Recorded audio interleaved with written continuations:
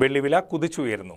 കഴിഞ്ഞ ദിവസം കിലോഗ്രാമിന് 11,500 രൂപ ഉയർന്നതോടെ വെള്ളിവില കിലോഗ്രാമിന് 1,92,000 രൂപയായി.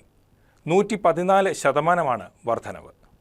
കഴിഞ്ഞ വർഷം ഡിസംബറിൽ വെള്ളിയുടെ വില കിലോഗ്രാമിന് 89,700 രൂപയായിരുന്നു. എന്നാൽ ഇപ്പോഴത്തെ വില കിലോഗ്രാമിന് 1,92,000 രൂപ, അതായത് 114% വർധനവ്. കഴിഞ്ഞ ദിവസം മാത്രമുണ്ടായത് കിലോഗ്രാമിന് 11,500 രൂപയുടെ വർധനവാണ്. ഇതോടെ വില വർധനവിന്റെ നിരക്കിൽ സ്വർണത്തിനും മുൻപിലെത്തിയിരിക്കുകയാണ് വെള്ളി. കഴിഞ്ഞ ഒക്ടോബറിലുണ്ടായ വിലവർധനവിനെ ഇത്തവണ ഒക്ടോബറിൽ മറികടക്കാൻ സ്വർണത്തിന് സാധിച്ചിട്ടില്ല.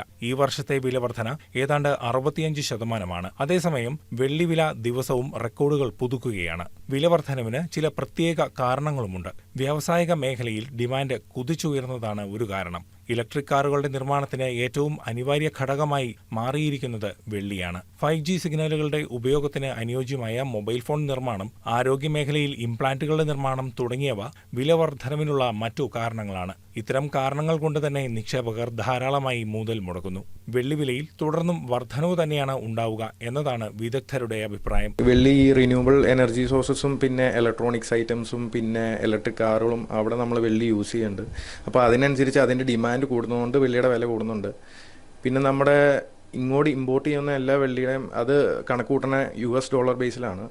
അപ്പോൾ $US ബേസിലാവുമ്പോൾ ഇന്ത്യൻ റുപ്പിക്ക് വില ഭയങ്കര കുറഞ്ഞു പോകുന്നതുകൊണ്ട് ഇമ്പോർട്ട് ചാർജ് ഭയങ്കരമായിട്ട് കൂടും.